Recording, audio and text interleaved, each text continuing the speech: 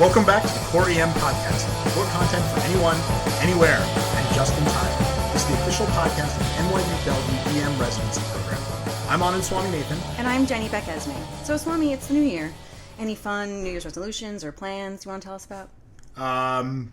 No. Work less, play more. No, I got nothing. I didn't even notice. I didn't even notice it was the new year. I was working here, and then all of a sudden at sign out, they're like, it's the new year. And I'm like, great, I'm tired. I'm going to bed. Happy New Year.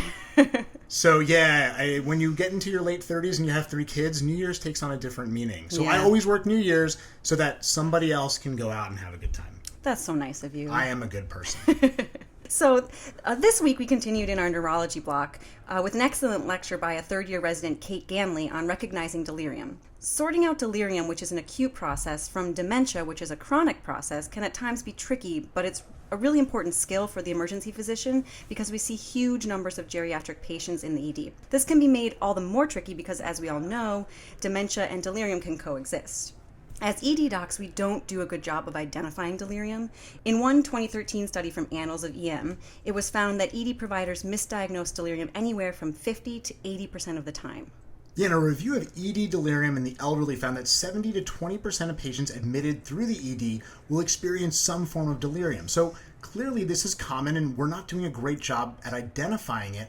And this is bad because if the patient has delirium at the time of admission, they have a higher 6-month mortality rate. Delirium accounts for longer length of hospital stay, as well as increased use of patient restraints, both chemical and physical. Delirium also could be the only evidence of disease in a patient who can't really give you a full history.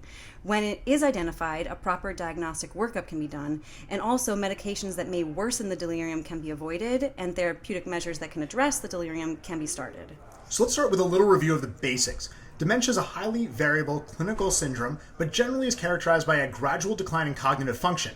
About 3 to 10% of cases are reversible, and causes of reversible dementia include depression, hydrocephalus, subdural hematoma, drugs or medications, a list of toxic metabolic causes, and alcohol dependence. So as opposed to dementia, which is chronic and gradual, delirium is an acute, confusional state that is suspected to be precipitated by an underlying medical condition. These conditions include things like, again, infection, toxic metabolic causes, hypoxia or cerebral ischemia, acute systemic disease, nutritional deficiencies, trauma, intox, hypo or hyperthermia, and of course, meds.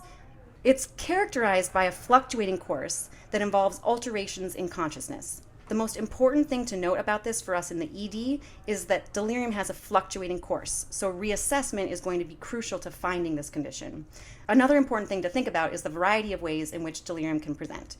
We often get a picture of the out-of-control elderly patient requiring sedation or restraints, but in fact, hypoactive delirium is more common and an easier to miss presentation. So to go about identifying delirium, we can turn to guidelines set out for us by SAEM, which we'll link in the show notes. Their recommendation is to include a multi-part screening process. This starts in triage, where the nurse first assesses the patient's level of consciousness as well as their level of attentiveness by asking them a simple question like, can you spell a word backwards? The usual word is something like lunch or world. If they are thought to have an altered level of consciousness or make more than one error in the spelling test, they are thought to have a positive triage screen, and now we can move on to the second step. Step 2 in this screening process is the Brief Confusion Assessment Method, or BCAM. This is a little trickier to explain, although it's not at all complicated to perform and should actually take you less than 2 minutes to do. It's great for our fast-moving ED brains in that way. Check out the link in the show notes for the flow sheet because it's really easy to follow. But in brief, it's a 4-step process. First, we assess for altered mental status based on caregiver report. No altered mental status means no delirium. Yes, they are altered. Move on to step 2. Step 2 assesses attention. The patient is asked to list the months of the year backwards, starting with December. If they make less than 1 error, done, no delirium. More than 1 error means move on to step 3. In step 3, you again assess for level of consciousness. If it's thought to be altered, the delirium screen is positive and you're done. They have delirium. If it's not altered, then move on to step 4. Step 4 looks for disorganized thought. The provider asks a series of questions and gives some commands and asks the patient to follow them. Take a look at the show notes for the specifics here. If the patient is able to answer these questions and follow the commands, the screening is negative, but if not, they are considered to have delirium. Like I said, this sounds a lot trickier than it really is. It's easy and fast, so check out the show notes for the easy-to-follow diagram in the SAEM guidelines. Additionally, in the show notes, we're going to link a new podcast by Christina Shenvi focusing on geriatric EM. One of our first episodes focuses on diagnosing and managing delirium in the ED. As far as basic workup, you're going to start with the things that we always do. Vital signs, hypoxia, hypotension, marked hypertension, fever, respiratory rate, and dextrose can all give you clues as to what's going on. I think you need to do some basic testing based on the examination, but it's going to be important to check things like electrolytes, particularly for hypo or hypernatremia, a non-contrast head CT for masses or bleed, a directed infectious workup, which may include a chest x-ray, urinalysis, and possibly a lumbar puncture. Finally, I want to put a plug in for the oft overlooked etiology, which is thyroid disease. Both hypo and hyperthyroidism can cause this, so consider a TSH in all these patients because you may find something that you can actually fix. Okay, so to summarize, delirium is important to identify in the ED. It is not the same as dementia as it represents an acute change in the patient's mental state. It's important that we identify these patients as delirium is associated with worsened morbidity and mortality as well as increased cost of care. And last, there are quick and easy screening methods available to us. Once we are familiar with these, we can routinely incorporate them in the evaluation of the elderly patient and really improve their care. All right, so changing gears a little bit from the dementia delirium, but staying with our neuro module, let's talk a little bit about our flipped classroom session on ischemic CVA. Now, for these sessions, we give our residents a bunch of resources to read, watch, or listen prior to coming into conference, and then during conference time, we have group discussions instead of a lecture. This was a massive segment, and we can't cover it all, but let's just touch on some of the major learning points here. Okay, so we spent a while talking about the management of blood pressure in ischemic CVA. So in general, the takeaway was to aim for a BP of 185 over 110 using medications. Some of our attendings favored labetalol, others nicardipine, but in general, either is fine. We talked a little bit about the endovascular therapy options that are available now, but Swami, since we discussed these in the Mr. Clean trial on podcast 27, we probably don't really need to revisit them here. Yeah, the blood pressure management in ischemic CVA is actually pretty debatable. We only touched on this a bit, but the bottom line here is that there's not robust evidence to support routine lowering of blood pressure. Cerebral autoregulation is at play, and there may be a number of reasons the blood pressure is elevated, including the body trying to ensure delivery of blood to ischemic tissue, as well as stress, anxiety, and other causes. The recommendations that do exist are on weak data footing. One of the few things that's generally agreed upon is that if you're going to give thrombolytics for ischemic stroke, you want your BP under 185 over 110. How you get to that BP, though, is kind of up for debate as well. Speaking of TPA, we discussed a bit on this. Oh, finally. So this is my favorite topic. And a couple of weeks ago, you cut me off. You wouldn't let me talk about TPA in the podcast, but I'm really glad you're going to give me the opportunity now. Actually, I'm not. I'm not at all. You're going to have to wait once again. What we really discussed in the small group session was the importance of developing a script for good counseling of the patient regarding risks and benefits of TPA. It can be really tricky if you're fumbling your way through this, so developing and practicing a routine can be really helpful. Yeah, this is a topic where I think it's important to have the numbers down cold and ready to give the patient. The ACEP clinical guideline that came out this year states IV TPA should be offered and may be given to selected patients with acute ischemic stroke within 3 hours after symptom onset at institutions where systems are in place to safely administer the medication, and that's a level B recommendation. Now, there's a lot of purposely vague wording here. If you think the patient in front of you is a candidate, here's how I would phrase the discussion. We think you're having an ischemic stroke. This means that there's a section of your brain that isn't receiving the adequate amount of blood flow.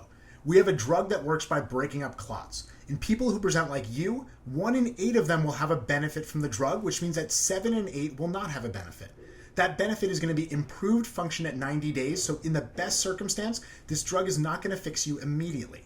Now, there's a downside to this drug as well. About 1 in 16 patients will suffer bleeding around the brain as a result of this drug. Now, that of course means that 15 out of 16 patients will not suffer bleeding. It's important to note as well that some patients are going to improve without the drug. And then I try to answer any questions and help advise the patient. That's a nice script to start with. It really plays the numbers, evenly, straightforward for the patient, and you'll have to, of course, tailor to the patient in front of you. In most stroke centers where many of our listeners work, a neurology or a stroke team is going to have this conversation with the patient. So what's our role there? Well, I find that many neurologists are overly positive about the drug and don't always mention the downsides and the true numbers. I think our role is to be present for the conversation and add in where the stroke team leaves off if we feel that all the information hasn't been given. All right. I think one of the most important things we talked about regarding TPA is what to do in the event of the dreaded hemorrhagic conversion. Swami, if one of your patients received TPA and then had a new change in neurosymptoms or mental status, you get the CT, you see the new bleed, what do you do? Well, there's no great answer to this. I think most institutions are going to have a little bit of a protocol for how to do this. The truth is that we don't really have an agent here that we know is going to work. Now, the good thing is that the half-life of alteplase or TPA is pretty short. It's going to go away quickly. But honestly, if they have a bleed on TPA, I'm probably going to throw everything at them. Tranexamic acid, cryoprecipitate, FFP, PCC, vitamin K, all of these things are probably at play, but none of them are going to be a solution. A lot of this simply is going to be crossing your fingers and hoping that they have a good outcome, but look and see whether your institution has a protocol. Okay, so in summary, the benefit of blood pressure management in ischemic stroke is unclear. In patients that are going to get TPA, shoot for under 185 over 110. Choose either a beta blocker or a calcium channel blocker and stick with it. Develop a script regarding TPA so that you aren't bumbling through that important conversation. And when reversing TPA in the event of hemorrhagic conversion, use anything and everything you've got. From delirium to bleeding brains, that's quite a day. Yes, it is. All right, well, that's all for the Core EM podcast this week. Come on over and check out the site at coreem.net. We've got a ton of great core content EM.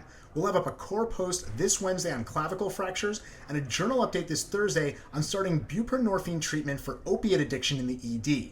Visit us on Facebook, and if you like us, like the site, visit our Google Plus page and follow us on Twitter where our handle is @core_EM. Thanks, and see you all next week.